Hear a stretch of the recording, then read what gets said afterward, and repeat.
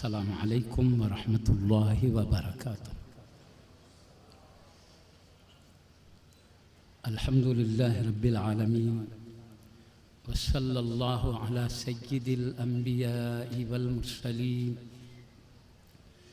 व अला जमीइल अंबिया'i वल मुरसलीन व अलल मलाइकतिल मुक़र्रबीन व अला आलिहि व अस्हाबिहि अजमईन।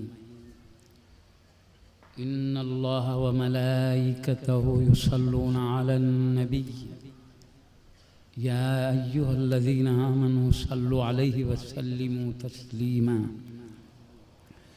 अल्लाहुम्मा सल्लि व सल्लिम व बारिक अला हबीबिका सय्यिदिना मुहम्मद व अला आलिहि व अस्हाबिहि अजमईन। हज़रत तक़द्दुस माब पीर तरीक़त रहबर शरीयत सैयद अहमद मुहियुद्दीन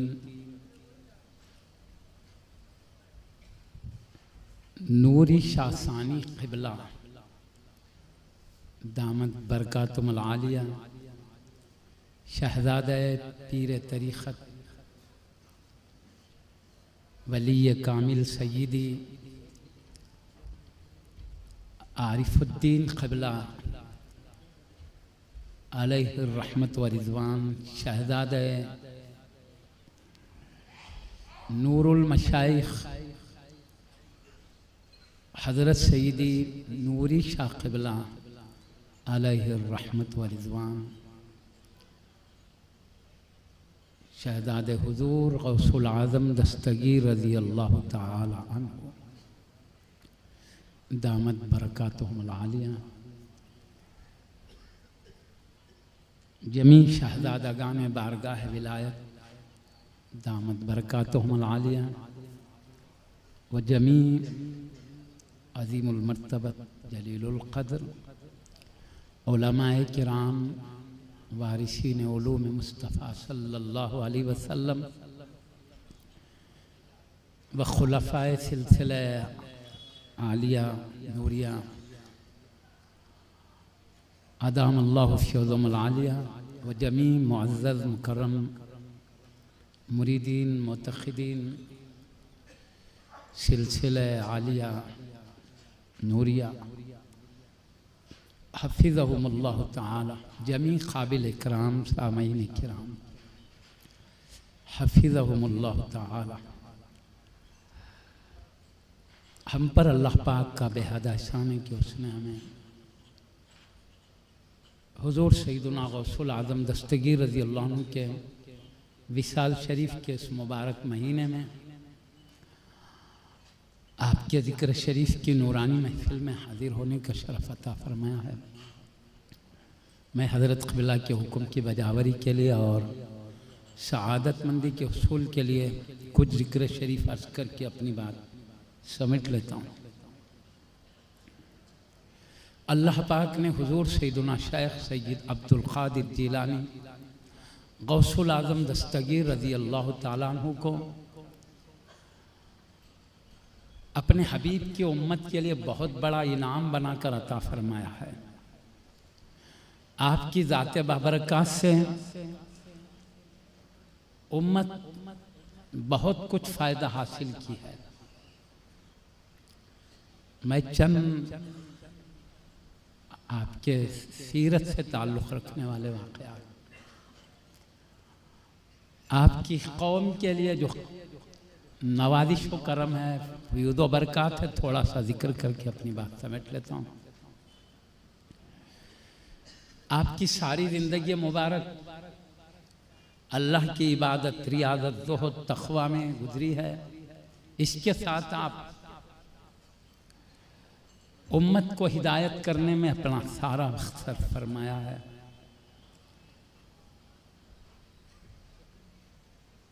आपका इब्तदाई दौर इंतहाई नाजुक दौर था, जबकि आप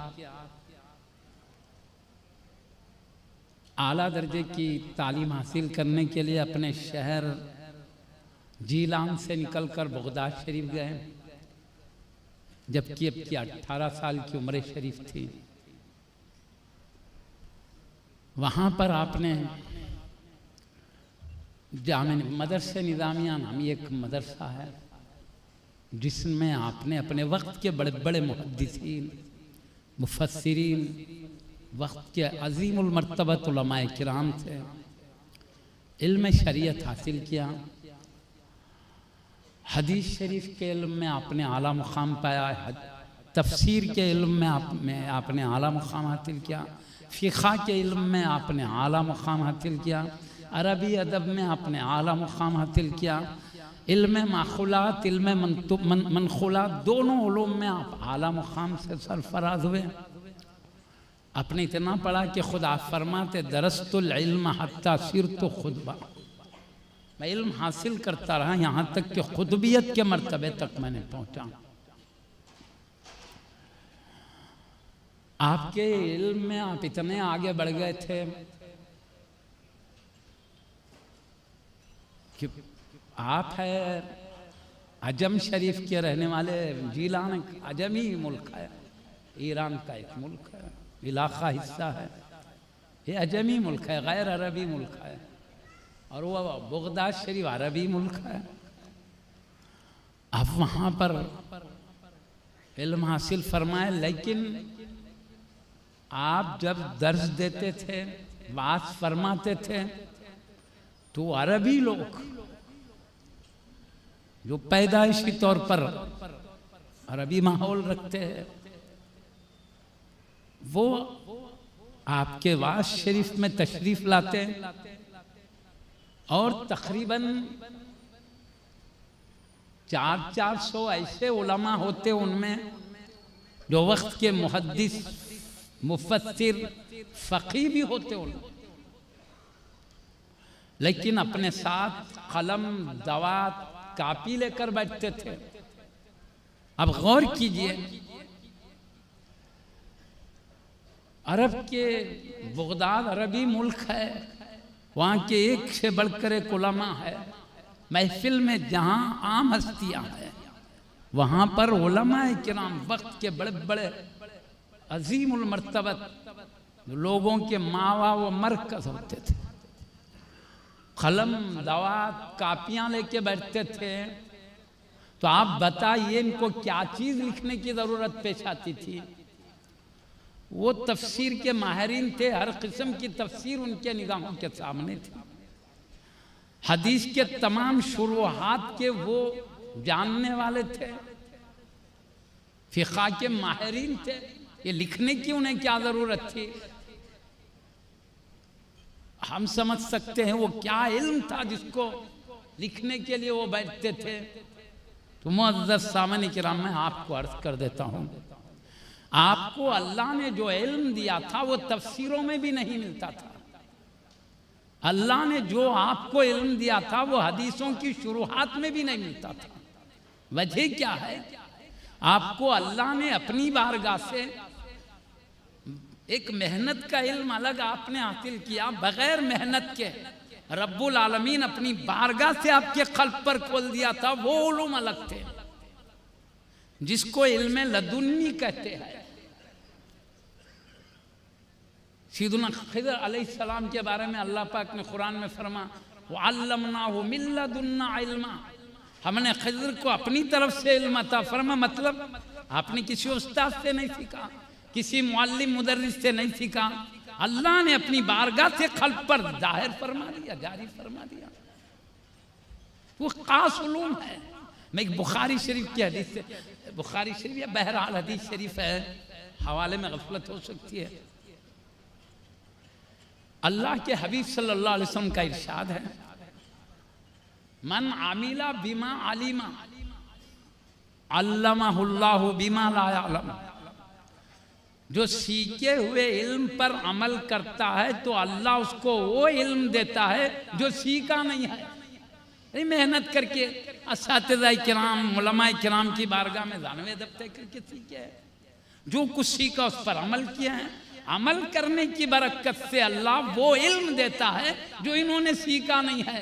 तो वो इल्म जो सीखा नहीं, मतलब अल्लाह अपनी बारगाह से खुसूसी इल्म देता है जो सीखने से हटकर अल्लाह की बारगाह का इल्म अलग है, तो खास इल्म आप रखते थे। मैं आपको एक वाक़या सुना देता हूँ, उससे हम समझ सकते हैं। आपके ज़माने में एक बहुत बड़े मुहद्दिस थे। वो मुहद्दिस भी मामूली मुहद्दिस नहीं थे, बड़े बड़े मुहद्दिसीन को तनकीद कर दिया करते थे। एक मुहद्दिस ने कहा ये हदीस सही है, वो कहते थे नहीं नहीं ये हदीस सही नहीं है, ज़ईफ़ है, क्योंकि तुमने जिन रावियों को आदिल कहा, मुत्तकी कहा, हाफिज़ा कवी कहा, उनमें एक रावी वो है कमज़ोर भी है। तनकीदा करके बड़े बड़े मुहद्दिसीन को तनकीद कर देते थे। किसी ने ज़ईफ़ कहा तो उसको कहते थे ज़ईफ़ आपने कैसे कहा, ये तो हदीस बिल्कुल सही है। माहिरीन का काम ही हो सकता है बारीक नुकात से गुजर कर फैसला करने का मामला।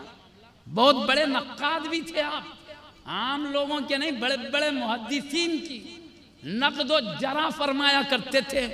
बहुत बड़े मुहद्दिस थे आप। इब्ने जौज़ी रज़ियल्लाहु अन्हु के नाम से इल्मी दुनिया में आपका बहुत बड़ा मुकाम है। तो गौसे आज़म दस्तगीर रज़ियल्लाहु अन्हु के ज़माने के बुजुर्ग हैं आप।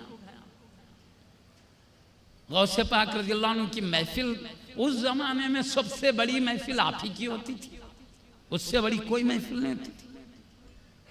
उस ज़माने के लिहाज से 70 हज़ार लोग मौजूद होते थे, जो ये सबसे बड़ी महफिल गौसे पाक, इससे बढ़कर बहुत कम लोग जमा होते थे। उसमें मैंने कहा बड़े बड़े उलमा भी हैं, लेकिन सैयदी इब्ने जौज़ी रज़ियल्लाहु अन्हु नहीं तशरीफ लाते थे उस महफिल में। तो गौसे आज़म के ख़ास मुरीद ने कहा हज़रत आप गौसे पाक रज़ियल्लाहु अन्हु की महफिल में क्यों नहीं तशरीफ लाते हैं? तो इन्होंने कहा सारे अहादीस सारे तफसीर पेश नज़र आई हैं। अब हज़रत जो फरमाएंगे हदीस की बात तो फरमाएंगे, तफसीर ही की तो बात फरमाएंगे, जो उलूम बुजुर्गों ने लिख दिया वही तो बताएंगे। सब मैंने देखा हुआ है, पूरे किताबें मेरे पेश में, ये मतलब था हजरत का। तो कहा नहीं हजरत चलिए तो सही, तो ठीक है। हजरत की मुरीद की दिल रखने के लिए तशरीफ लाए, एक तरफ बेतवज्जो बैठे रहे थी। हुजूर गौसे आज़म दस्तगीर रज़ियल्लाहु अन्हु ने एक आयत की तफसीर बयान करना शुरू किया। वो आयत करीमा जो महफिल से पहले एक कारी साहब कुरान की तिलावत किया करते थे, जैसा आज हमारे पास भी तरीक़ा है। गौसे आज़म दस्तगीर रज़ियल्लाहु अन्हु की महफिलों में भी आपके वास्ते से पहले क़िरात हुआ करती थी। तो कारी साहब ने जिन आयत करीमा की तिलावत की सआदत हासिल की, उसमें से एक आयत करीमा को ले लिया आपने तफसीर बयान करने के लिए।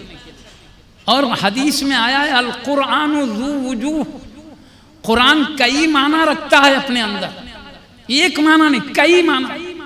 उसको समझने के लिए मैं ज़्यादा गहराई में नहीं जाता।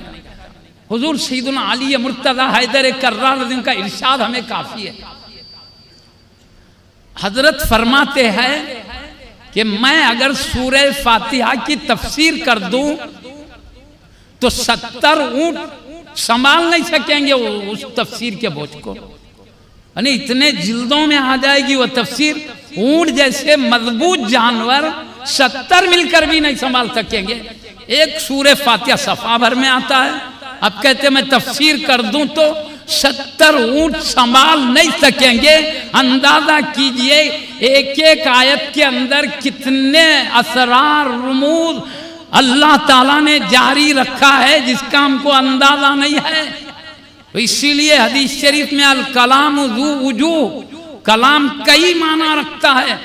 इसीलिए शरीयत के उलमा के लिए अलग माना है, तरीक़त वालों के लिए हक़ाइक़ मारिफ जो निकालते हैं उसमें से हर एक अपनी अपनी शान के लिहाज से अल्लाह ताला उन पर वो उलूम जारी फरमा देता है। हर एक अपने अपने मर्तबे के लिहाज से उससे फैज़ पाते हैं। तो आप कई माना है, इसलिए अब आप तफसीर बयान करने लगे, ये कुरान की आयत की ये मुराद है, पहली मुराद थी। और वो जो मुराद आपने बयान की तफसीर अल्हम्दुलिल्लाह पहले से ही मुफस्सिरीन बयान किए हुए थे। तो आपके ख़ास मुरीद सैयदी इब्ने जौज़ी रज़ियल्लाहु अन्हु के साथ बैठे हुए थे। उन्होंने कहा देखो हजरत जो तफसीर बयान करे आप भी जानते ना, कहा मैं वाकिफ हूं इससे। तो कहा ये तो पहली तफसीर हुई, दूसरी तफसीर ये है और एक तफसीर बयान की है आयत करीमा की। इब्ने जौज़ी ने कहा मैं भी वाकिफ हूँ, मैंने भी पढ़ा है। तो आपने कहा तीसरी तफसीर ये है। इब्ने जौज़ी ने कहा मैं ये भी जानता हूँ, चौथी, पांचवीं, छठवीं, सातवीं, आठवीं, 9, 10, 11 तक इब्ने जौज़ी रज़म फरमाते रहे ये भी जानता हूँ, मैं ये भी जानता हूँ, ये भी पढ़ा लिखा, इस पर भी मेरी नजर है। लेकिन जब गौसे आजम रजी अल्लाह अन्हु ने फरमाया आयत की 12वीं तफसीर यह है, तो इब्ने जौज़ी रजी अल्लाह फरमाया इससे मैं वाकिफ नहीं हूं। कहा 13वीं तफसीर यह है, तो कहा मैं ये भी नहीं जानता हूं। अब आपने 14वीं तफसीर, 15वीं, 16वीं, 17वीं, 18वीं यहां तक बयान करते करते 40 तफासिर बयान कर दिए। तो सय्यदी इब्ने जौज़ी रज़ी अल्लाह अन्हु के हाशे ख्याल में भी नहीं था कि आयत के अंदर इतने असरार पोशीदा है, अल्लाह ने इतनी इतनी बातें रखा है और आयत से बिल्कुल कनेक्शन लगा हुआ है, बेतरतीब बेजोड़ नहीं है। आप जैसी हस्ती तो अच्छा समझते थे सैयदुना इब्ने जौज़ी रज़ी अल्लाह अन्हु कि आयत से बराबर कनेक्शन है, कोई अलग गैर मानूस बात नहीं, आयत से लगा हुआ मफहूमी नजर आ रहा है। ये देखा तो हैरत से बेखुद हो गए, अभी बेखुदी के आलम में ही थे। आपने फरमाया अब तक हम जुबान काल की बात कर रहे थे, जो जुबान काल कही जाने वाली बात कर रहे थे, अब हम जबान हाल की तरफ आ रहे हैं। ये कहते हुए आपने ला इलाहा इल्लल्लाह की एक ज़रब लगाई, लगाते ही आप पर उसका ये असर हुआ, सय्यदी इब्ने जौज़ी रज़ी अल्लाह अन्हु जैसे अज़ीमुल मर्तबत मुहद्दिस भी बेखुदी के आलम में झूमते हुए आए, हुजूर गौसुल आज़म दस्तगीर रज़ी अल्लाह अन्हु के कदमों में गिर गए। यकीनन आपका मिसल इस वक्त आलम में कोई नहीं, आप बेमिसल हस्ती है। मुअज़्ज़ज़ सामईन किराम, इल्म शरीयत में भी आपका कोई मिसल नहीं था आपके जमाने में, इल्म तरीक़त व मारिफत में भी आपका कोई मिसल नहीं था। अल्लाह ने गौसे पाक रज़ी अल्लाह अन्हु को हर फन में बेमिसल सुल्तान बनाया था। वलियों के ताजदार ऐसे नहीं बनाए गए, बल्कि अल्लाह ने कामिल तौर पर कमालात का मंबा व मरकज बना दिया था आपको। इस तरह मुअज़्ज़ज़ सामईन किराम, हम समझ सकते हैं हर पहलू में आपका यही मुकाम था। खास तौर पर आप को अल्लाह ने उम्मत की इस्लाह के लिए, उनके आमाल की, उनके अकायद की और खुसूसन शरीयत के साथ तरीक़त की मंजिलें तय कराने के लिए अल्लाह ने पैदा फरमाया था आपको। इसलिए आपके दौर में खास तौर पर गुमराहियां बहुत फैली हुई थी। यहूदी नसरानियत के गलत अकीदे बहुत फैल गए थे उस जमाने में, उस इलाके में, और दीगर कुफ्र गुमराहियां वो अलग थी। कलमा पढ़ने वालों में अलग फिरके हो गए थे, इनके अलग अलग अकीदे हो गए थे। आपने न सिर्फ इस्लाम से बाहर रहने वाले गुमराह लोगों की इस्लाह फरमाई, बल्कि जो कलमा पढ़ के भी मुख्तलिफ फिरकों में बट गए थे और सब अहले सुन्नत को गलत समझते थे, अपने को सही समझते थे। लेकिन सय्यदी हुजूर गौसुल आज़म दस्तगीर रज़ी अल्लाह अन्हु ने जो इस्लाम के बाहर रहकर भटक रहे हैं उनकी भी इस्लाह फरमाई। सैकड़ों यहूद और नसारा ने आपके वास से मुतासिर होकर अपने गलत अकीदों से तौबा करके आपके दस्ते हक परत पर सही अकीदा तस्लीम करने का हद किया और खालिस पक्के मोमिन बनकर जिंदगी गुजारने लगे। इसके साथ जो कलमा पढ़ने वालों में कई फिरके हो गए थे।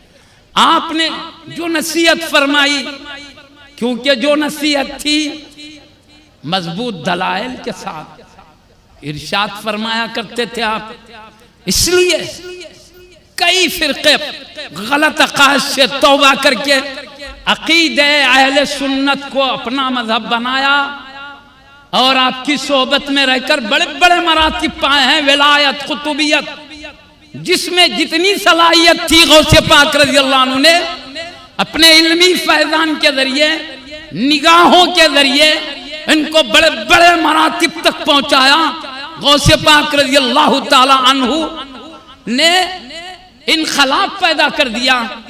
आज भी आपकी किताबें उठा के देखिए, शरीयत के पाकीज़ा प्यारी बातों के साथ अक़ायद की बातें, आज भी मुख्तलिफ अक़ीदे हज़रत ने लिखा है, सब गलत है। जो अहले सुन्नत को गलत करे, सिर्फ अहले सुन्नत हक़ है, आपने लिखा है। बिल्कुल आपने रहनुमाई वही फरमाई जो अल्लाह की तरफ से आपका इंतखाब था, जो आप पे जिम्मेदारी थी। आपने शरीयत की बातों के साथ तरीक़त की वो बातें फरमाई है। आपके फुतूल गैब वगैरह मुख्तलिफ किताबें आपकी वाज़ और नसीहत से भरी हुई है। एक से बढ़कर एक वाज़, कोई सच्चे दिल से, अक़ीदत, मोहब्बत से मुतवज्जे होकर पढ़े तो मैं समझता हूँ उसका सूफ़ी बन जाएगा, वली बन जाएगा। मगर बशर्ते के ये समझ के पढ़े, हजरत की नसीहत में तवज्जो से सुन रहा हूँ, बल्कि ताज्जुब नहीं है कि गौसे पाक की डायरेक्ट निगाह पड़ जाए उस पर। प्यारी बातें ऐसी के आदमी बस अल्लाह का होकर रह जाए। अजीब शान वाली बातें आज पढ़िए, मालूम होगा आपको। अल्हम्दुलिल्लाह ये खानदान, शहजादागान उसी गौसे पाक के घराने के शहजादागान है। गौसे पाक का फैज़ान उम्मत के हर फर्द पर जारी है, तो खानदान पर तो ज्यादा से ज्यादा जारी होगा। उनकी निगाह करम, अल्हम्दुलिल्लाह खुश नसीब है वो लोग जो इस घराने से वाबस्ता हैं, अपने इल्मी फैज़ान को, रूहानी फैज़ान को इस दामन से मजबूती से वाबस्ता होकर अपने आप को तरक्की की तरफ लगा, सआदतमंदी है। मुअज़्ज़ज़ सामन किराम, मैं आपको एक वाक़या सुनाता हूँ। हज़रत जो दीन की खिदमत किए हैं, इस वाक़े से पूरा निचोड़ मालूम हो जाता है। अब तशरीफ़ ले जा रहे हैं, एक कमज़ोर आदमी पड़ा हुआ है ज़मीन पर, कहता है हज़रत मुझे उठाइए, मुझे उठाइए। कमज़ोर है, बिल्कुल नहीफ़ है, नातवान है, हल नहीं सकता है। आपने उसको उठाना शुरू किया तो तवाना हो गया, तंदुरुस्त हो गया, क़ुव्वत और ताकत आ गई उसमें, नौजवान हो गया। कहने लगा आप जानते हो मैं कौन हूँ? गौसे पाक ने कहा कौन है? मैं दीन इस्लाम हूँ।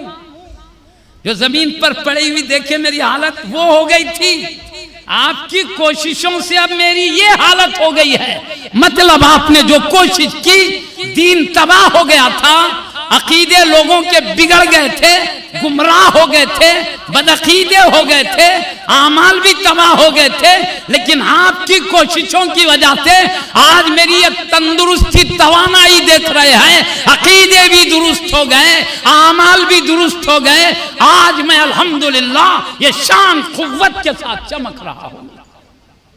बिल्कुल ये बात गौसे पाक के इरशाद की किताबों में लिखी, आपकी सीरत की। लेकिन मैं चाहता हूं कि जब हम गौसे पाक रज़ी अल्लाह अन्हु की अज़मत बयान करने जाएं, किसी भी वली की बयान करने जाएं, वहाँ कुछ शुबहात आते हैं। मैं ज़्यादातर चाहता हूं कि शुबहात आने के बाद वो पूरी बात बेकार हो जाती है। इसलिए मैं चाहता हूं उन शुबहात को पहले दूर कर ले हम। भाई किसको भी आते, को ज़रूरी नहीं है कि अहले सुन्नत से मुखालफत करने वाले को, अहले सुन्नत को भी आ सकते हैं। है भाई, जहन है, जो भी ख्याल आ सकता है, इसको रुकावट नहीं है। वसवसा शैतान हर एक को डालता है, किसको भी आ सकते हैं। इसलिए मैं ज़रा वसवसा दूर करने के लिए, वसवसे है तो अपन भी हिफाजत के तमाम दिफाई, ठीक है। मैं आपको बताऊं, सवाल ये है, इसको गलत भी कहा जा सकता है। वाक़े को इस्लाम ने कमज़ोर हालत में ज़ाहिर हुआ इंसानी शक्ल में, फिर आपने उसको उठाया तो ताकतवर होगा। कहीं दीन इस्लाम कोई जिस्म रखता है क्या? इसका भी कोई जिस्म है क्या जो यूँ जिस्म की तरह पड़ा रहे? वो भी दुबला पतला भी होता है, मोटा भी। ये क्या बात, अकल में नहीं आती बात। ये दीन कैसे जिस्म की शक्ल बना सकता है? अकल में नहीं आता, समझते हो मन गढ़ंत बात होगी। मैं पहले एक बात कहता हूं, जो बात अल्लाह वालों के ताल्लुक से कही जाए, अगर मुखालिफ शरीयत हो, यानी कुरान हदीस सरी तौर पर एक बात कर रहे हो और इनके वाक़यात उसकी मुखालफत कर रहे हैं, तो यकीनन उसको तहरीफ कह के हम कुछ भी कह के रद्द कर दे सकते हैं। मगर जिसमें शरीयत की तरफ से कोई मुखालफत नहीं है, ज़्यादा से ज़्यादा हमको इत्मीनान नहीं है, नहीं माने, लेकिन इनकार शिद्दत से नहीं कर सकते जो शरीयत के मुखालफत में ना हो। मैं आपको बताऊं, जिस्म की शक्ल में गैर जिस्म को लाना, ये अल्लाह की कुदरत से उसका ताल्लुक है। मैंने गालिबन इससे पहले कहा कि अल्लाह की सुन्नत होती है, कि अल्लाह की कुदरत होती है। एक उसके तरीके हैं, अल्लाह अपने तरीके के खिलाफ अपनी कुदरत से वो बात जाहिर कर सकता है जो लोगों की अकल से बाहर हो, लेकिन जो अकल से बाहर हो अल्लाह की कुदरत से बाहर नहीं है। मैं आपको चंद मिसालें देता हूं कि अल्लाह चाहे तो बेजिस्म को जिस्म अता फरमा दे। ये अपने हबीब के प्यारे शहजादे, वलियों के ताजदार हुजूर सैयदुना गौसुल आजम दस्तगीर रजी अल्लाह तआला अन्हु की आज़मत के इजहार के लिए अल्लाह ने बेजिस्म को जिस्म दिया हो, और इस तरह अल्लाह ने आपको खुद आपका क्या मुकाम है बता दिया, उम्मत भी जान ले मुकाम गौसे समदानी क्या है। ये अल्लाह इजहार अज़मत के लिए बता, तो ताज्जुब की कोई बात नहीं। तो मुअज़्ज़ज़ सामईन किराम, मैं आपको एक मिसाल देता हूं, क्या अल्लाह की कुदरत से ऐसा होता है? नहीं। अल्लाह बेजिस्म को जिस्म अता फरमा दे। मैं आपको मिसाल देता हूं, सुनिए।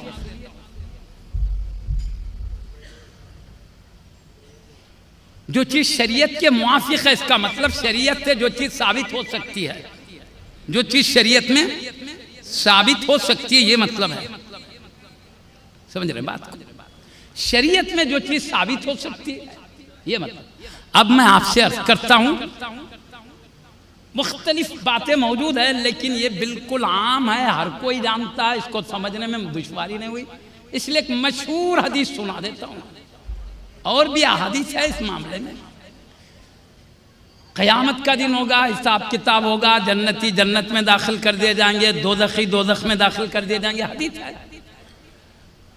ख़तई फैसला हो जाएगा। जितने गुनाहगार है वो दोज़ख से निकाल लिए भी जाएंगे, उनको फिर दोबारा अल्लाह ताला अपने महबूबों की सिफारिश से या जिसे चाहे बेसिफारिश के जन्नत में दाखिला दे देगा। अब सिर्फ जहन्नम में वही लोग रहेंगे जिनको हमेशा वहीं रहना है, बाकी जन्नती हमेशा जन्नत के लिए रहेंगे, बस ख़तई हो जाएगा। तब मुकम्मिल दोज़खी दोज़ख के लिए, जन्नती मुकम्मिल तौर पे जन्नत के लिए हो गए। अब कोई दोज़ख से निकल के जन्नत में आने वाला नहीं, ख़तई फैसले हो गए। जब क्या होगा वो हदीस में आया है, अल्लाह पाक फरिश्तों के जरिए एक काले दुम्बे को जाहिर करेगा दोज़खियों जन्नतियों के बीच में। जन्नतियों को बुलाया जाएगा, आओ। इधर से दोज़खियों को बुलाया जाएगा, आओ। दोज़खी खुश होकर आएंगे, शायद अब दोज़ख से निकाल के जन्नत में लाया जा रहा होगा, और जन्नती घबराते हुए आएंगे, क्या फिर किसी पुरानी पादाश में दोबारा दोज़ख में तो नहीं ले जाया जा रहा है। ये घबराते घबराते आएंगे जन्नती, दोज़खी खुशी की उम्मीद लेकर आएंगे, शायद अब मौका मिलेगा जन्नत में जाने का। लेकिन अल्लाह पाक फरिश्तों के जरिए दोनों को खिताब करके कहेगा, इधर जन्नती है, इधर दोज़खी है। कहेगा, सुनो, ये दुम्बा जो नजर आ रहा है ये मौत है, मौत है। अब मौत को खत्म कर दिया जा रहा है, इन दोनों के सामने उसको ज़ुबाह कर दिया जाएगा, और जन्नतियों को कहा जाएगा, तुमको कभी भी मौत नहीं है, हमेशा जिंदा रहोगे और जन्नत में हमेशा के लिए रहोगे, कभी जन्नत से निकलना नहीं है। ये खुशखबरी सुनेंगे, जन्नती खुशियों से झूम उठेंगे। ये दोज़खी देखेंगे, मौत भी नहीं है, मौत खत्म कर दी गई है। कुछ उम्मीद लेके आए थे, शायद दोज़ख से निकालने बुलाया जा रहा होगा, लेकिन कह दिया जाएगा हमेशा रहना है, मौत भी चाहे तो नहीं आएगी। अब मौत को भी खत्म कर दिया जाएगा, इंतहाई दर्दनाक अंदाज में लौटेंगे, ऐसा हम कभी नहीं होगा। वो काश मौत तो आती तो ये दोज़ख की मुसीबत से बच जाते, लेकिन ये समझ लेंगे अल्लाह की गिरफ्त कितनी सख्त है, अब कभी भी नजात नहीं है। इतना गम होगा कि कभी उन्होंने गम नहीं किया होगा।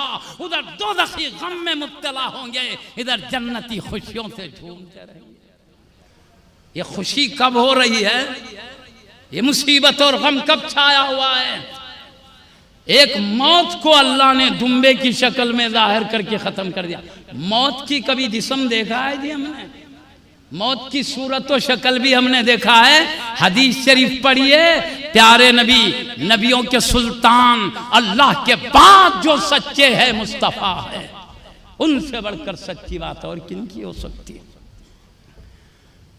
तो एक बेजिस्म को अल्लाह अपनी खुदरत से जिस्म की शक्ल में पेश कर रहा है। मौत का कोई जिस्म नहीं, हम तो नहीं, रूह जिस्म से अलग हो, यही तो मौत है ना जी। इसका कोई जिस्म है? रूह से अलग होने का नाम भी कोई जिस्म है क्या? कोई जिस्म जाहिर होती है क्या? जिस्म से रूह अलग, इसी को मौत कहते। लेकिन अल्लाह ताला मौत को दुम्बे की शक्ल में जाहिर कर सकता है, तो फिर गौसे आजम रज़ियल्लाहु अन्हु के इजहार की अजमत के लिए, अपने हबीब के नवासे के लिए, अपने वलियों के ताजदार की अजमतों के इजहार के लिए अगर इस्लाम को किसी जिस्म में जाहिर करे, ताज्जुब की कोई बात नहीं, खुदरत इलाही सब कर सकती है। और हदीस मौजूद है, बेजिस्म को जिस्म करना, तो ये इस्लाम के खिलाफ होता? वह हदीस में क्यों होता? इससे इत्मीनान कर लेना। बल्कि मैंने बाद हदीस अजीब शान के पढ़ा है। झूम जाने की बात है इबादत गुजारों के लिए, इत्ताअत रब्बानी के लिए, गर्दन झुकाने वालों के लिए खुशियों से झूम जाने का वक्त है। क्या है खबर के अंदर? हमारी नमाजें, हमारे रोजे, हमारी ज़कात, हमारे हज, हमारे सदक़ात खैरात हसीन जमील शक्ल में खबर में आएंगे। हदीस में अभी ये गया है आदमी खबर के अंदर, अभी लोगों ने दफन करके चले गए हैं। पास गुनाह भी रहते मोमिन में, सिवाय अंबिया और मलाइका के कौन बचे हुए? कुछ ना कुछ होते ही रहता है ना भाई। तो बास गुनाहों की पादाश में दोज़ख के फरिश्ते भी आ जाएंगे सजा देने के लिए। तो उधर से इबादतें क्या करेंगी जो हसीन शक्ल में है? कहेंगी ये अभी तो थका मांदा दुनिया की मुसीबतों से निकल के आया है, अभी तो आराम करने का वक्त है, हम तुम्हें अंदर आने नहीं देंगे, अज़ाब के फरिश्तों को खबर के बाहर कर देंगे। ये इबादतें कर देंगे। एक इबादत वो अगर कमज़ोर है तो दूसरी इबादत, वो कमज़ोर है तो तीसरी इबादत, ये मिलकर क्या करेंगे? नमाज रोज़ा वगैरह मिलके बाहर कर देंगे अज़ाब के फरिश्ते को। भाई इबादत करता था वो, अच्छी शक्ल में इबादत आ गई है, अब सदका एक हसीन शक्ल में रहेगा। वो क्या बोलेंगे इन इबादतों को? नमाज रोज़े वगैरह से बोलेंगे मैं देख रहा था, अगर तुम नाकाम हो जाते हो अज़ाब के फरिश्ते को खबर के बाहर करने में, मैं आगे बढ़ के खबर के अज़ाब देने वाले फरिश्ते को बाहर कर। क्या है हदीस में? हसीन शक्लों में आएंगे, हसीन सूरतों में आएंगे। नमाज रोजे की भी कभी शक्लो सूरत हमने देखा है जी? भाई रुकने उठने झुकने का नाम इबादत नमाज है ना जी। हम ही सब करने वाले, हमारा झुकना, हमारा उठना, हमारा सजदा, यही की इबादत है। इससे हटकर कोई जिस्म देखा है हमने? रोजा भूखा रहने का नाम रोजा है, प्यासे रहने का नाम रोजा है। रोजे के जो है काम उसका नाम रोजा है। रोजे का भी कोई जिस्म हमने देखा है? सदकात खैरात इसका भी कोई जिस्म दिखा है? लेकिन हदीस में है बेजिस्म को अल्लाह इबादत गुजारों की राहत और सुकून के लिए, जहां कोई उस बेकसी बेबसी तन्हाई की हालत में कहीं ये परेशान ना हो जाए, इसके प्यारे अमाल को इसकी उन्स और राहत के लिए हसीन जमील शक्लों में पेश करता है, तो अल्लाह इबादतों को हसीन जमील शक्लों में पेश कर सकता है कब्र में अपने मोमिन बंदे के लिए। तो अल्लाह ताला गौसे पाक के लिए भी इस्लाम को भी जिस्म की शक्ल में जाहिर करे, हैरत की बात नहीं है। ये तो हमारे रब के कुदरत के जलवे जाहिर हो गए। इसके अंदर शुबा नहीं करना। गौसे आजम रज़ियल्लाहु अन्हु ने एक बात कहा, अना हुज्जतुल्लाहि अलैकुम जमीकुम अना नाइबु रसूलिल्लाहि सल्लल्लाहु अलैहि वसल्लम व वारिथु फिल अर्द। मैं जमीन में तुम सब पर अल्लाह, अना हुज्जतुल्लाहि अलैकुम जमीकुम, मैं तुम सब पर अल्लाह की हुज्जत और दलील हूँ। मतलब क्या? मतलब ये है मैं अगर कोई बात बोलूँ तुम पर मानना ज़रूरी है, नहीं मानोगे क़यामत में दलील हो जाएगा। अल्लाह पूछेगा फरिश्तों के ज़रिए, तुमने अब्दुल क़ादिर जिलानी की बात का इनकार कैसे किया? ये मेरे वलियों का ताजदार है, ये मेरे हबीब का नवासा है, अली ये मुर्तज़ा हैदर कर्रार रज़ियल्लाहु अन्हु का पोतरा है, ये फातिमतुज़ ज़हरा बिन्ते रसूलुल्लाह का ये प्यारा लाला नूरे नजर है, ये हसनैन करीमैन के दिलों का टुकड़ा है। इनकी बात तुमने क्यों रखा? सवाल होगा। इसलिए कह रहे अना हुज्जतुल्लाहि अलैकुम जमीकुम, मैं तुम सब पर अल्लाह की तरफ से दलील, मेरी बात मानना जरूरी है। मतलब निकला उससे, अना नाइबु रसूलिल्लाहि सल्लल्लाहु अलैहि वसल्लम व वारिथु फिल अर्द, मैं जमीन में रसूलुल्लाह का नाइब, मैं रसूलुल्लाह सल्लल्लाहु अलैहि वसल्लम का नाइब और जमीन में उनका वारिस, वो वारिसु फिल अर्द, और जमीन में उनका वारिस। हुजूर गौसे आजम रज़ियल्लाहु अन्हु की विरासत का मामला यह है, इन्हें तसरुफात औलिया अल्लाह पे नजर डाल दें तो विलायतें दे देते। अब जिसे चाहे विलायत के मनसब पर फाइज फरमा देते। वो मनसब आपको हासिल है, आपसे पहले आपके अजदाद किराम को हासिल था वो मनसब, फिर आपको हासिल हुआ तो इमाम महदी रज़ियल्लाहु ताला अन्हु के तशरीफ़ लाने तक आप ही के दस्ते करम में रहेगा। जब इमाम महदी रज़ियल्लाहु अन्हु आएंगे तो वो मनसब इमाम महदी रज़ियल्लाहु अन्हु के हवाले हो जाएगा। वो क़यामत के करीब आएंगे, उनके साथ ही सैयदना ईसा रूहुल्लाह अलैहिस्सलाम भी आएंगे। अल्हम्दुलिल्लाह खुशखबरी हो कि हर तरफ इस्लाम ही इस्लाम होगा, कुफ्र बिल्कुल मिट जाएगा। जब ये पाकीज़ा हस्तियाँ इस आलम में रौनक अफरोज़ होंगे, सैयदना इमाम महदी रज़ियल्लाहु अन्हु ये तो ज़मीन में पैदा होंगे, ईसा रूहुल्लाह अलैहिस्सलाम दूसरे आसमान पर अब भी मौजूद है। वो दो फरिश्तों के कांधों पर हाथ रख के तशरीफ लाएंगे, हरे रंग के लिबास में होंगे, उनके पेशानी पर मोतियों की तरह पसीने के खतरे टपकते होंगे। वो जामे मस्जिद दिमिश्क के मशरिकी किनारे पर दो फरिश्ते उतार देंगे। सैयदना इमाम महदी रज़ियल्लाहु अन्हु आपके साथ वाले तमाम गुलाम सीढ़ी लगाकर आपको अदब व एहतराम से उतार लेंगे। बड़ी शान होगी, हत्ता के जितने अहले किताब हैं, इतने भी अहले किताब में काफिर वो सब ईमान की दौलत से मुशर्रफ हो जाएंगे। एक दौलत वो भी, और एक खुशखबरी चलते चलते मैं दे दूंगा, वो तो करीब में पूरा इस्लाम ही इस्लाम होगा। लेकिन ये बशारत ये भी सुन लीजिए, प्यारे नबी ने खुशखबरी दी है, मैंने अल्लाह से दुआ किया है कि कभी इस्लाम को ख़त्म होने मत दे, मेरी उम्मत पर काफिरों को ऐसा मुसल्लत ना कर दे कि जड़ पेड़ से इस्लाम को ख़त्म कर दे, जड़ पेड़ से मुसलमानों को मिटा दे। ऐसा ना हो मेरे परवरदिगार। तो मेरे रब्बे करीम ने अपने शान करीमी से मुझसे वादा फरमाया, ऐ हबीब आपकी उम्मत को कोई जड़ पेड़ से नहीं उखाड़ सकता, क़यामत तक आपकी उम्मत गालिब रहेगी, कोई भी इसको मिटा नहीं सकता। कहीं एक तरफ कुछ भी हो सकता है, लेकिन इस्लाम हमेशा अपनी अज़मतों के साथ बुलंदियों पर लहराता रहेगा। इस्लाम को मिटाने के लिए मैंने किसी को ताकत ही नहीं दिया है। ना मुसलमान जड़ पेड़ से खत्म हो सकते हैं, ना इस्लाम जड़ पेड़ से। हर वक्त इस्लाम की अज़मतें चमकती रहेगी। मुझसे मेरे रब ने वादा किया है, हबीब तुम्हारे पाकीज़ा दीन को कभी भी क़यामत तक मिटने नहीं। बशारत है, खुश रहिए। कोई वाक़या सुनकर डरने घबराने की जरूरत नहीं है। अल्लाह के इम्तिहानात में अल्लाह ताला इम्तिहान लेता बड़े बड़े दर्जात के लिए। इम्तिहानात को देखकर घबराने की बात है, अल्हम्दुलिल्लाह। लेकिन जब इमाम महदी रज़ियल्लाहु अन्हु आएंगे, ईसा अलैहिस्सलाम तशरीफ, जब तो पूरे के पूरा इस्लामी इस्लाम होगा, मशरिक़ से मगरिब तक, शुमाल से जुनूब तक इस्लाम के परचम लहराते रहेंगे। कोई भी इस्लाम के खिलाफ अकीदा रखने वाला होगा ना, बोलने वाला, अकीदा ही नहीं तो बोलेगा कैसे। हर तरफ रब्बुल आलमीन के पाकीज़ा दीन की अज़मत चमकते रहेगी। तो मुअज़्ज़ज़ सामईन किराम, अल्लाह पाक ने हुजूर सैयदना गौसुल आज़म दस्तगीर को वो कमाल दिया, इमाम महदी रज़ा तक आपका वो मनसब है। बड़े बड़े मुस्तनद किताबों में पढ़ा है, इसमें शुबे की बात नहीं। अल्लाह ताला अपने ज़रिए से काम लेता, फरिश्तों के ज़रिए काम नहीं लेता जी। ऐसी बातिनी निज़ाम क्या है मालूम? बातिनी निज़ाम अपने महबूब बंदों से चलाता है। अभी देखो मैं लुगात किश्वरी की बात करता हूँ।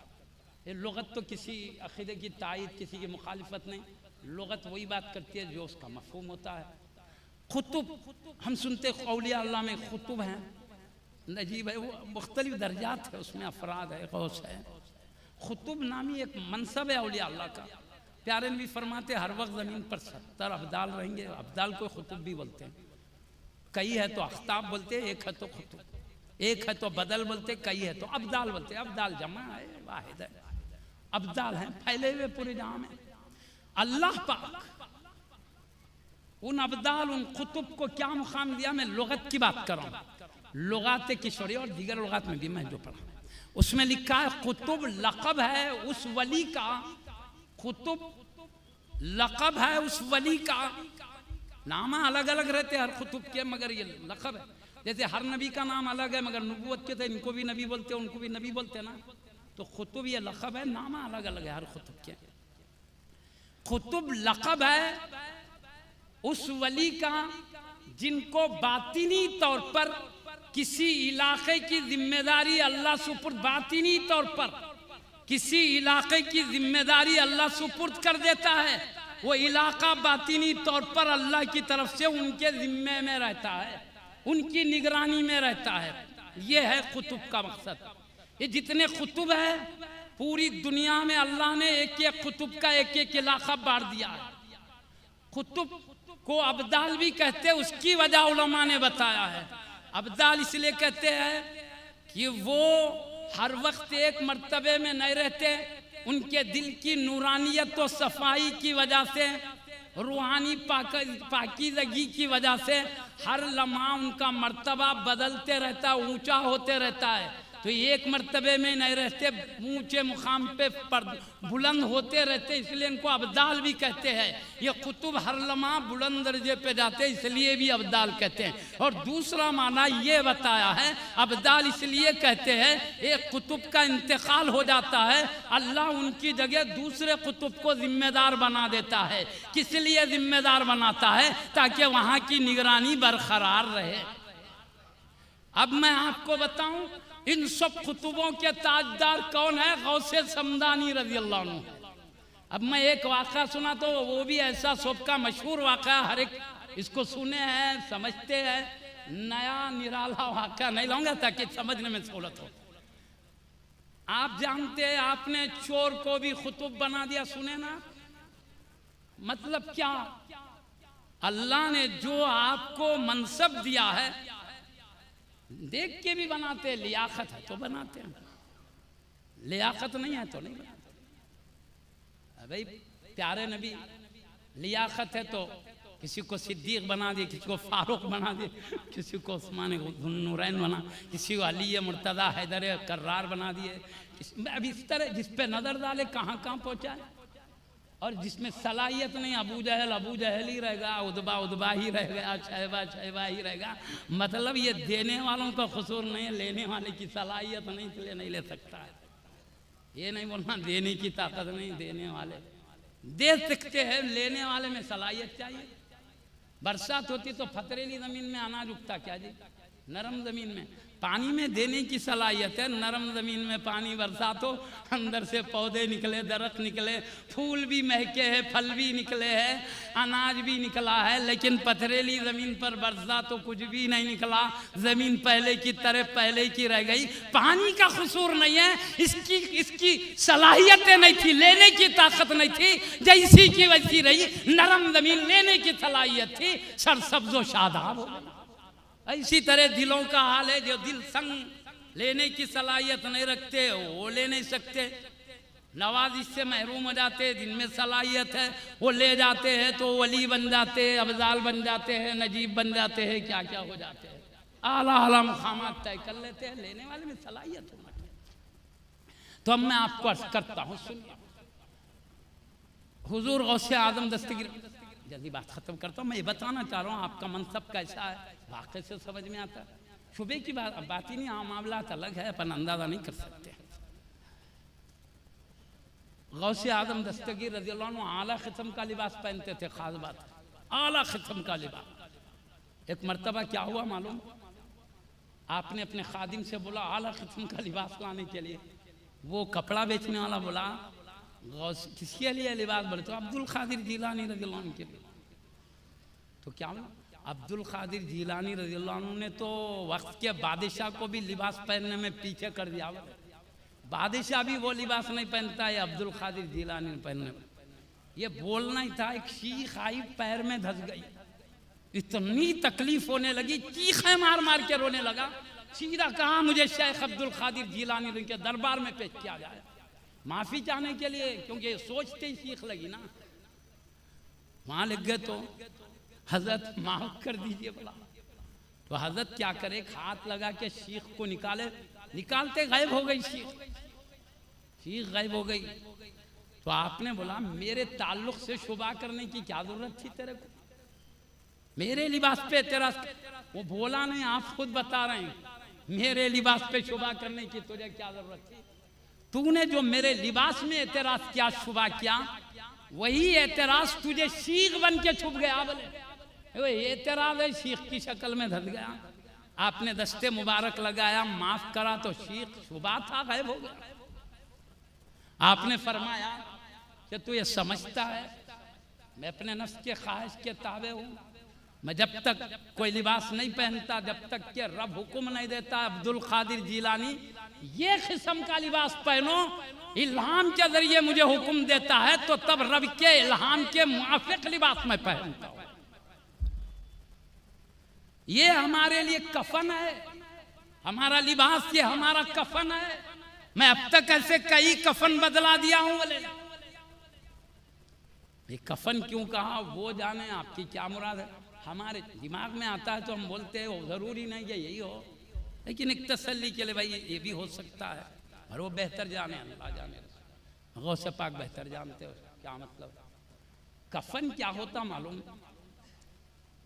आदमी खुद नहीं पहनता, उसको लोग पहनाते हैं। मुर्दा खुद पहनता क्या जी, लोग पहनाते ना।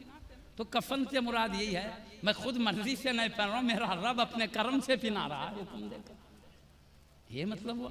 दूसरा मतलब क्या, आला किस्म का लिबास पहनने से सूफिया किराम बुजुर्गान दीन इसलिए बचते हैं ताकि लिबास की वजह से दिल में बड़ाई का ख्याल ना हो। इस ख्याल से हलाल जायज होने के बावजूद अपने नफ्स को कंट्रोल में रखने, ताकि कुछ तसव्वुर ना हो, अपनी जानिब से इस किस्म का लिबास पहनते। नाजायज नहीं है कि आला किस्म का लिबास पहन, अपने आप की हिफाजत के लिए पहनते हैं, ये है मकसद। लेकिन गौसे पाक फरमाने मेरा कफन है, मतलब मुर्दे को कितना भी कफन पहनाओ और नफ्स की ख्वाहिश उभार होता क्या उसका नहीं, कैसा भी लिबास पहना उसका नफ्स जैसे का वैसे रहता है। तो ऐसी हमारा नफ्स है, हम आला से आला लिबास पहनते हैं तो भी हमारा नफ्स पहले की तरह होता है, मामूली लिबास पहने तो भी वही हाल हमारे नफ्स का है, आला पहने तो भी हमारे नफ्स में तगय्युर नहीं होता। ये रब अपने करम से हमारे कल्ब की हिफाजत फरमाता है, ये मतलब है। इसलिए वो पहनने से रहे, हुक्म दे के पहना रहा, पहनाना भी जानता है, हिफाजत करना भी जानता है। देखो औरत मर्द का इख्तिलात जायज़ है, कहीं भी औरत मर्द एक जगह जमा हो सकते हैं, लेकिन काबा शरीफ में तवाफ क्यों जमा होते कि नहीं होते, अल्लाह ने इजाज़त दिया है नहीं दिया है, मुस्तफ़ा सल्लल्लाहु अलैहि वसल्लम ने इजाज़त दिया है नहीं दिया। जहां इजाज़त दिया है वही रब्बुल आलमीन की तरफ से वो कंट्रोल बंदों को है।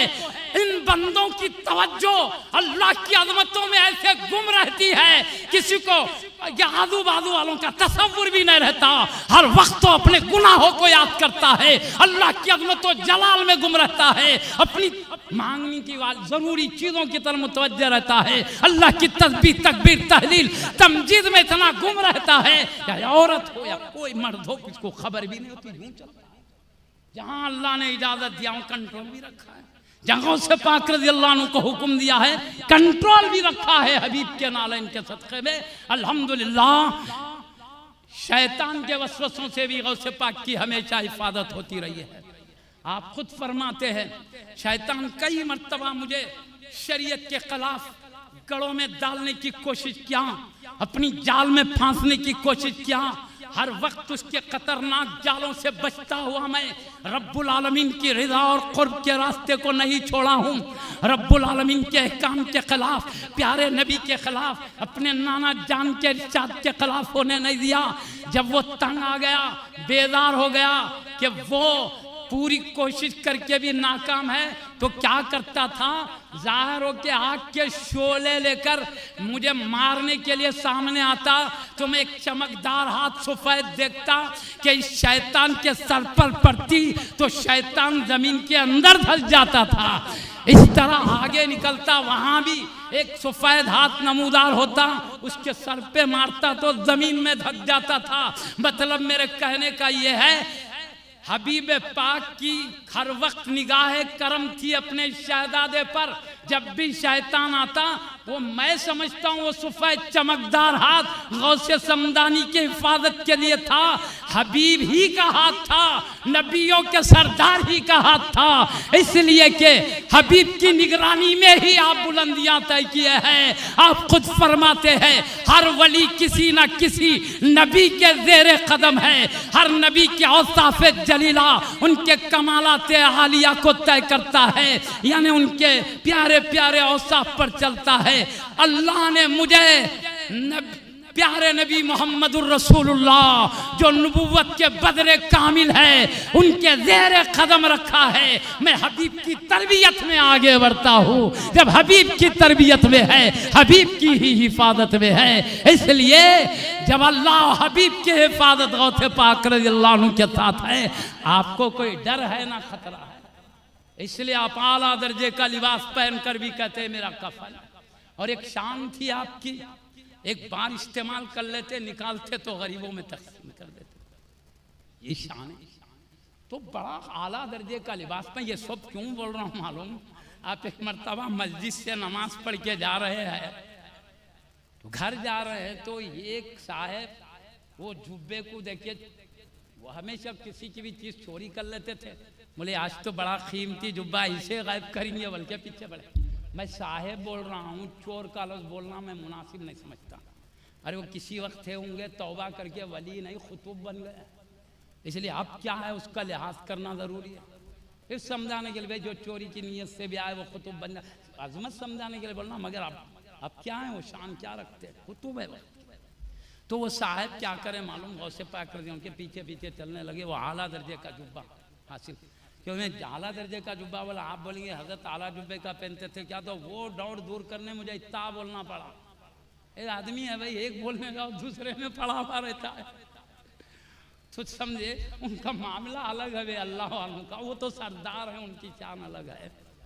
तो पीछे पीछे आए, तो हजरत को नहीं मालूम, हजरत क्या कहते हैं मालूम, आईनी फिल लौहिल महफूज बहजतुल असरार शरीफ में, जैसे हदीस की सनद होती नहीं, बहजतुल पूरी सनद है। बहजतुल असरार वाले खुद बहुत बड़े वली आलिम हैं। मुझसे मेरे शेख ने कहा, उनसे उनके उस्ताद ने कहा, उनसे शेख ने, बस 2-3 शेखों का वास्ता है गौसे पाक तक पहुँचने, पूरे सनद के साथ बयान के सो वाक़ात है बहजतुल असरार, उसमें है। यानी गौसे पाक रज़ियल्लाहु अन्हु क्या फरमाते हैं, अल्लाह ने मुझे ये शान दिया है, आईनी फिल लौहिल महफूज, मेरी आंख लौहे महफूज को देखती है। लौहे महफूज में इब्तिदाए पैदाइश कायनात से लेकर जन्नती जन्नत में, दोज़खी दोज़ख में जाने की बातें मौजूद है। अब कहते पूरा लौहे महफूज मेरे आंखों के सामने, मतलब क्या, अल्लाह ने हबीब के शहजादे को पूरी क़यामत तक का इल्म ज़ाहिर कर दिया। आईनी फिल लौहिल महफूज अना गाइसुन फी बिहारी इल्मिल्लाहि व मुशाहदती, मैं अल्लाह के इल्म और उसके मुशाहदा दीदार के दरियाओं में गोतादनी करता हूँ, ये फरमा रहे आप। तो खैर पूरा लौहे महफूज देख रहे हैं, पीछे आने वाला क्या नियत से आ रहा नहीं मालूम होगा जी। जमीन पर रहकर सातों आसमान पार, जन्नत से भी पार, लौहे महफूज को देखने वाले गौसे समदानी रज़ियल्लाहु अन्हु पीछे आने वाले आदमी के ख्यालात से बेखबर कैसे। आप सब समझ रहे थे, आने दो, चलने दो, लेने आ रहे हैं, दे के ही भेजेंगे। आज चल रहे हैं, आप भी देखे जैसे बाहर का सहन आया उसके बाद और अंदर के कमरे आते ना, अपना जुब्बे मुबारक वहीं छोड़े। पहला कमरा जो आया, पहला घर जिसे कहते ना, घर के बाद अंदर कमरे आते, घर के अंदर ही छोड़ दिया उसको, आगे चले गए अपने कमरे। तो जैसे ही आप आगे बढ़े, ये चाहते थे लेना चाह रहे, लेने दो देख लेंगे हम। इन्होंने जल्दी जल्दी जुब्बे मुबारक को समेटा और सीने से लगा के निकलना चाह रहे थे। आंख खुली है मगर रास्ता नजर नहीं आ रहा, दरवाजा है मगर नजर नहीं आ रहा। इधर देखे तो दीवार नजर आ रही, उधर देखे तो दीवार, रास्ता ही नजर नहीं आ रहा, कहीं जा ही नहीं सक रहे, बाहर निकल ही नहीं। देख रहे अल्लाह के दोस्त की शान क्या होती है। परेशान हो गए, अब क्या है, रात का टाइम होने आ गया, घबरा गए, अब निकल ही नहीं सकता हूँ, पकड़े गया। ये बोलकर क्या करे, वहीं घर में बैठे रहे कोने में, जुब्बा एक तरफ रख के बैठ गए। आधी रात हुई, सैयदना खज़र अलैहिस्सलाम तशरीफ लाए, लाकर गौसे समदानी रज़ियल्लाहु अन्हु कहा फलां खुतुब का इंतकाल हो गया, उसकी जगह एक और खुतुब की ज़रूरत है। मैं बोला नहीं, एक खुतुब का इंतकाल होता तो उसकी जगह दूसरे को बदल दिया जाता उनकी जगह, तो उनकी जगह इंतज़ाम करना है। तो गौसे आज़म रज़ियल्लाहु अन्हु आधी रात को क्या किया मालूम, इनके पास आए, जो जुब्बा लेने के वास्ते आए थे, आके क्या करे, दिल पे एक नज़र डाले, डालते दिल में ऐसी ताकत आ गई, दूसरी नज़र डाले तो इसमें सलाहियत बुलंद परवास की आ गई, तीसरी नज़र डाले तो खुदबियत के मर्तबे पे पहुंच गए। कहा तुमको खुदबियत के मर्तबे पे फाइज किया जा रहा, वहाँ एक कुतुब की जगह खाली है, वो संभाल लो। ये गौसे पाक की शान देखो, जुब्बा लेने वाले को, लेने की नीयत से आने वाले को खाली हाथ नहीं भेजे, जुब्बा लेने आए, खुतबियत देकर भेजा है। ये शान ये वाक़या क्या बता रहा है, आप चाहें तो खुतबियत के मर्तबे तक पहुंचा दे, ये जिम्मेदारी है। और ऐसे कई वाक़यात है जी, और बताना नहीं मैं, अरे मशहूर है कि आलिम जलील से पूछिए, आप किताबों में लिखा हुआ है, आपने खुतबियत के मर्तबे पे। तो ये गौसियत कुबरा का मुकाम है। इमाम महदी रज़ियल्लाहु अन्हु आने तक आपके हाथ में, ये गलत ख्याल नहीं करना। फिर ये सब खुतबा चलाते हैं पूरी दुनिया बातिनी तौर पर, ये मुसलमानों को वहाँ मुसीबत यहाँ मुसीबत, ये कहीं को आ रही, फिर अपने कंट्रोल में क्यों नहीं रख रहे हैं। अरे खुतब हमारी तरह नहीं होते, अल्लाह की मर्जी देख के काम करते हैं। अगर हर जगह अपने तसर्रुफ को अपनाएंगे, अल्लाह इम्तिहान के लिए भेजा है दुनिया को, इम्तिहान कहाँ बाकी रहता, यहाँ दुनिया में भेजने के बजाय जन्नत में ही पैदा कर देता था। इम्तिहान यही है, एक तरफ मुश्किलात है, मुसीबतें हैं, दूसरी तरफ नबियों के सुल्तान का दामन है, इस्लाम की अजमतें है, अल्लाह का जलाल है, कुरान की अजमतें है। बताओ इन अजमतों को अपनाओगे, सुनो, फिर ये ताकत तुम्हें कुचल डालेगी। बोलो ये ताकत से डरते हो या अल्लाह के जलाल से डरते हो। इम्तिहान के लिए तो दुनिया में भेजा है। औलिया अल्लाह अल्लाह औलिया अल्लाह अल्लाह के इम्तिहानों के बीच में मुदाखलत नहीं करते। इम्तिहान देने दो, जो कामयाब है आला मुकाम पालेगा। रूह निकलते ही मुसीबत खत्म हो जाएगी, इसके बाद वो आला मुकाम देखेगा। यूं ही बगैर मुसीबत के खत्म होता तो जो नहीं मिल सकता।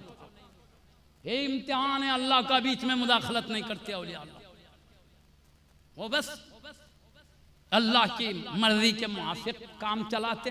फरिश्ते भी जो जिम्मेदारी यहाँ की मर्जी इलाही के खिलाफ करते। पानी बरसाओ तो कहाँ कहाँ बरसाते, जहाँ बरसाने का हुक्म है, जितना बरसाने का हुक्म है उतना ही करते ना। क्या जिम्मेदारी आए तो अपनी तरफ से अल्लाह की मर्जी के खिलाफ करेंगे क्या? हाँ, ज्यादा से ज्यादा औलिया अल्लाह इजाजत लेते हैं, अल्लाह तो अपने शान करीमी से इसमें कुछ रद्दो बदल कर अल्लाह अपने दोस्तों की दुआ कबूल करता ही है। तो ये वसवसे नहीं लाना, क्योंकि उस वक्त आया था एक बार, मैं क्या बोलूं, गौसे पाक है कहीं को नहीं बचा सके अपने शहर को। तो मैं बोला अल्लाह का मुल्क है, अल्लाह क्यों नहीं बचाया? बोला अल्लाह खुद इम्तिहान लेना चाहा तो औलिया अल्लाह गौसे पाक कहीं को बीच में मुदाखलत करेंगे? हाँ, बस चीज़ें ये है, हम गिड़गिड़ाते हैं उस मामले में, अल्लाह से सिफारिश करते हैं, अल्लाह की इजाज़त लेके तकदीर बदला के काम चलाते हैं औलिया अल्लाह। वो भी है, मैं इंशाअल्लाह ताला आप जानेंगे इससे। मुअज़्ज़ज़ सामने किराम, अब मैं आपसे अर्ज़ कर रहा हूँ ये कि हुजूर गौसे पाक रज़ी अल्लाह ताला अन्हु को अल्लाह ने बहुत ही ऊँचे मुकाम पर फाइज फरमाया कि कुतुबियत के मर्तबे तक पहुँचाया। इसके साथ अल्लाह ताला ने जो भी आपको कमालात दिया, जो करामात दिया, आपकी नीयत नहीं थी, उसमें इरादा नहीं था, आप सिर्फ कुर्बे इलाही के लिए कुछ अमल किए, जो भी किया आपने कुर्बे इलाही के लिए क्या, रिज़ा परवरदिगार अल्लाह ने अपने शान करीमी से इनको ये मुक़ामात अता फरमाए हैं। मुअज़्ज़ज़ सामईन किराम, हमको हुज़ूर गौसे पाक रज़ी अल्लाह ताला अन्हु के प्यारे प्यारे इरशादात के आगे गर्दनें खम रखना चाहिए, उनकी आज़मतों के आगे गर्दनें झुका लेना चाहिए। अलबत्ता मैं एक वाक़या सुना देता हूँ ताकि हम गौसे पाक रज़ी अल्लाह के बारे में, जो औलिया अल्लाह के बारे में कहते हैं कि वो हमारी दुआओं, हमारे मारूज़ात से तकदीरें भी बदल देते हैं, दुआएं करके, वो दुआएं करके तकदीरें, उसको समझने में सहूलत हो। मैं एक वाक़या सुनाकर अपनी बात समेट लेता हूँ, सुनिए। गौसे आदम दस्तगीर रज़ी अल्लाह अन्हु के ज़माने में एक ताजिर थे, उन्होंने आपके ज़माने के बहुत बड़े वली हम्माद रज़ी अल्लाह अन्हु से इजाज़त तलब की, हज़रत मैं तिजारत के लिए जा रहा हूँ, आप अगर इजाज़त दे तो मैं जाकर फिर सफ़र से वापस आऊँगा। इजाज़त लेने का मतलब ये था कि रास्ते में कोई मुश्किलात पेश ना आए, यानी चोर डाकू लूट लिया करते थे, वो मुश्किलात पेश ना आए, ये मकसद था। तो वो हम्माद रज़ी अल्लाह कहा, देख तेरे इस सफ़र में मुश्किलात है, तू तो जितने काफ़िले में रहेगा सब लुट जाने वाले हैं, तेरा माल भी लुट जाने वाला है, मत जाए सफ़र में। तो उन्होंने देखा कि इजाज़त नहीं दे रहे हैं, तो गौसे आज़म दस्तगीर रज़ी अल्लाह के दरबार में आए, आके कि हज़रत मैं तिजारत के लिए जाना चाह रहा हूँ, यानी बगदाद से मुल्क शाम, अब इजाज़त दीजिए कि मैं सफ़र करके आऊँ। इजाज़त देने का मतलब ये होता है कि मेरी दुआ है इंशाअल्लाह सलामत आओगे, ये मतलब होता है। अब इजाज़त दीजिए कि जाकर आऊँ। तो कहा देख ले गौसे पाक को नहीं मालूम, वो वली रोके सो नहीं रुके, इन्होंने जाने पे बजीद हैं। तो कहा जाओ ठीक है, सलामत वापिस आओगे, माल में नफा भी होगा, ये फरमा के इजाज़त दे दी। क्यों? गौसे पाक रज़ी अल्लाह अन्हु ये जानते हैं कि अल्लाह पाक मेरी दुआ को रद्द नहीं फरमाता, इस उम्मीद से आपने इजाज़त दी ताकि मैं रब्बुल आलमीन से दुआ करके इनकी मुसीबत को टलवा दूंगा। इसके बाद ये गए, जाने के बाद 2 थैली भर अशरफी इनको नफ़े में भी मिले। उसके बाद एक हम्माम में नहाने के लिए गए, मेहराब में अशरफियों को रखे, वापिस निकलते हो खत लेना भूल गए, ऐसी अपने दीगर कामों में मसरूफ रहे। आखिर में मस्जिद में गए, नमाज पढ़े, बाद में ख्याल आया कि मेरी 2 अशरफियों की थैली आखिर गई कहाँ। अब याद आया उनको कि अशरफियों की थैलियाँ मेरे साथ थी, गई कहाँ, वो याद नहीं आ रहा गई कहाँ। तो ये बहुत रंज हुआ, मैं इतनी मेहनत से सफ़र करा, इतनी कोशिश से कमाया, तो फिर क्या हुआ, नींद लग गई, इसी गम फिक्र में थे, नींद लग गई। ख्वाब में क्या देख रहे हैं, चोरों का काफिला आया, आके इनके पूरे काफिले से माल लूट लिया, सबको मार डाले, जान से मार डाला, सब खत्म हो गया। फिर एक चोर ने इनके ऊपर तलवार चलाई, ख्वाब में देखिए गर्दन के कान के पास से होके गुजर गई। एकदम ख्वाब डेंजर देखा तो नींद उशार हुई, तो याद आया कि मेरी थैलियां हम्माम में है। गए तो मौजूद थी, अभी तक ले लिए, लेके अब सीधा बगदाद जाने का इरादा किया। रास्ते में देखा पूरा काफिला इनके साथ जो आया था मरा हुआ है, इनके पास कोई भी दौलत मौजूद नहीं, जैसा ख्वाब देखा था वैसी हुआ, सच्चा ख्वाब था वो। अब बोले मैं अकेला बच गया, पूरा काफिला लुट गया। सोचते हो आप चले गए, बगदाद शरीफ गए। बगदाद शरीफ पहुंचने के बाद वही बुजुर्ग मिले हम्माद रज़ी अल्लाह अन्हु, जो कह रहे थे मत जाओ, आपके जान के खतरा। बोले नहीं, तो उनको ये वाक़ा सुनाना चाहा, मैं सलामत आया हूँ। तो इन्होंने कहा नहीं, गौसे आदम रज़ी अल्लाह अन्हु से वाक़ा सुनाओ। लौहे महफूज में तो मैं देख रहा था कि पूरे काफिले के साथ तुम भी लुट जाओगे, तुम्हारी दौलत भी लुट जाएगी, लेकिन जो तुम सलामत आए हो, दौलत साथ लेके आए हो, ये गौसे आदम दस्तगीर रज़ी अल्लाह अन्हु की दुआओं की बरकत है जो सलामत आए। तो इसलिए इनके पास जाओ। गौसे आदम दस्तगीर रज़ी अल्लाह अन्हु के दरबार में आया, आकर वाक़या सुनाया। हजरत ऐसा है तो गौसे आजम रजी अल्लाह अन्हु ने कहा सुनो, वो वली ने जो तुमको कहा था सच कहा, लौहे महफूज में तमाम काफिले के साथ तुम्हारा भी लुटना लिखा हुआ था, खतल लिखा हुआ था, दौलत लुटना लिखा हुआ था, लेकिन तुम इसरार कर रहे थे जाने के लिए, तो मैंने अल्लाह पे भरोसा करके इजाजत दिया, अल्लाह से दुआ किया है अल्लाह इसकी मुसीबत को टाल दे, इसकी दौलत में बरकत दे, फायदा दे, इसकी जान सलामत रहे, वापिस आए। मैंने 70 मर्तबा तेरे लिए दुआ किया, तो अल्लाह ने लौहे महफूज में जो लिखा था बेदारी के हालत में कत्ल हो जाने वाला है, अल्लाह ने उसको ख्वाब से टाल दिया। जो ख्वाब में तलवार चलते हुए देखा, बेदारी में चलने वाली थी, ख्वाब से अल्लाह ने टाल दिया। और जो तूने हम्माम में थैलियां रख के भूल गया था, वो लुटने वाले थे, तो मैंने दुआ किया तो अल्लाह ने लुटने को मेट कर भूलना बना दिया गया उसको। अल्लाह ने कहा भूल जाएगा। तो इस तरह तुम्हारे माल की, तुम्हारे जान की हिफाजत हमारी दुआओं की बरकत से अल्लाह ने किया। ये तो गौसे पाक सरदार हो रहा। मैं आखिरी बात इसी के मसले में कह के अर्ज करके बात खत्म कराऊं।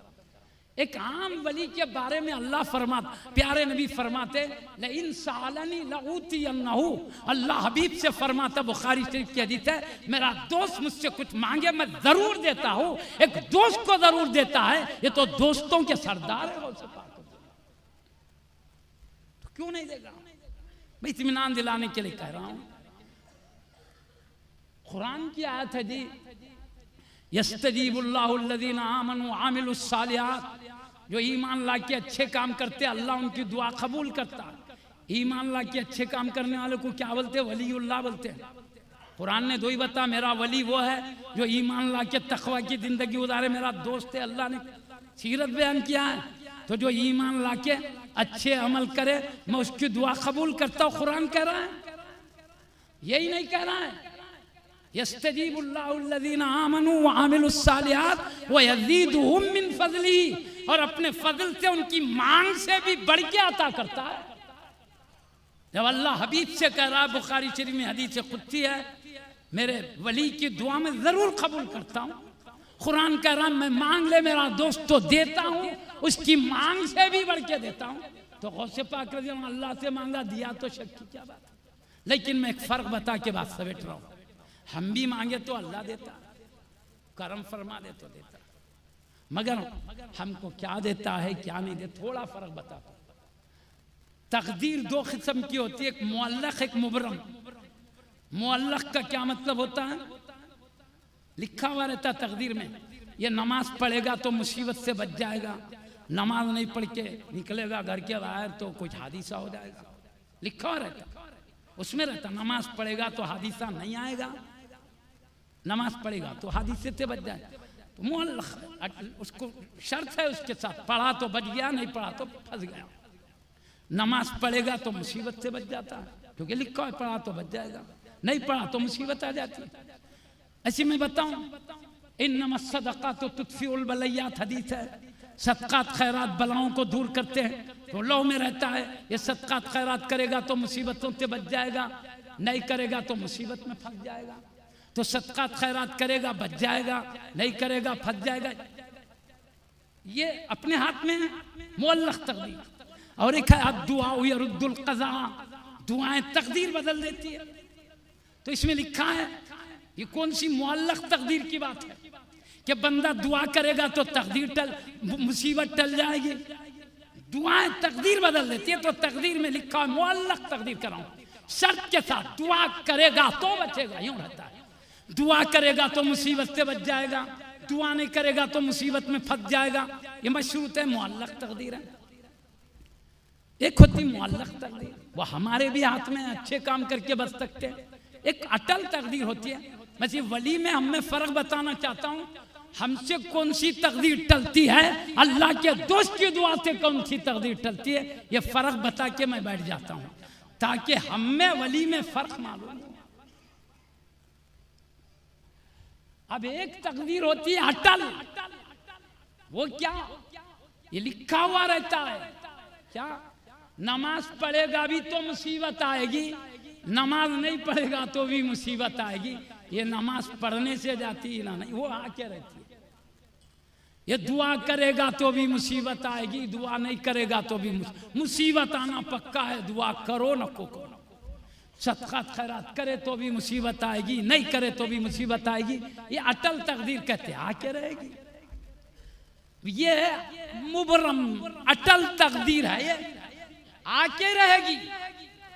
तुम अच्छे काम करो न को करो, अटल है। उसके बारे में गौसे आजम दस्तगीर रज़ी अल्लाह अन्हु फरमाते हैं, मैं जब अल्लाह से दुआ करता हूँ तो अल्लाह अटल तकदीर बदल देता है। वो तकदीर जिसमें कैद नहीं है, अच्छा करेगा तो बच जाएगा, अच्छा काम नहीं करेगा तो फंस जाएगा। तो हमारी दुआओं से भी हमारे अच्छे काम से भी हम बच सकते हैं। लेकिन गौसे पाक जो फरमा रहे हैं अटल तकदीर, मैं दुआ करता हूँ तो अल्लाह उसे बदल देता है। इससे हमको गौसे आजम दस्तगीर रज़ी अल्लाह अन्हु का ऊंचा मुकाम जाहिर होता है। इसलिए हम गौसे आजम दस्तगीर रज़ी अल्लाह अन्हु के मुकाम को जब ये समझते हैं, इसलिए औलिया अल्लाह से हम जो वसीले लेते हैं, इसका मतलब ही है हमारी दुआ रद्द हो जाए। अल्लाह अपने महबूबों की दुआ रद्द नहीं करता, उनकी खातिर नवाज देता है। इसलिए हम दरिया बनाते हैं। इसलिए हमारा डायरेक्ट अल्लाह से मांगना भी सही है, अल्लाह के दोस्तों को दरिया बनाना भी सही है। अल्लाह ताला जैसा मुकाम सैयदी हुजूर गौसुल आज़म दस्तगीर रज़ी अल्लाह अन्हु को अता किया है, वैसी अज़मत मोहब्बत और उनकी सच्ची गुलामी हमें अता फरमा दे। हमको सादतमंदों में शामिल फरमा दे। ऐसे रास्ते से हिफाजत फरमा जहाँ तेरा गज़ब व नाराज़गी है। ऐसे रास्ते से हमारी हिफाजत फरमा जहाँ तेरी गज़ब नाराज़गी है। ऐसे रास्ते से हिफाजत फरमा, ऐसे रास्ते पर चलने की सादत अता फरमा दे, इसमें तेरी रिज़ा और क़ुर्ब है। आमीन बिजाहि हबीबिका सय्यिदिल मुरसलीन सल्लल्लाहु अलैहि व अला आलिहि व अस्हाबिहि अजमईन बिरहमतिका या अरहमर राहिमीन वल्हम्दुलिल्लाहि रब्बिल आलमीन बिहक़्क़ि ला इलाहा इल्लल्लाह।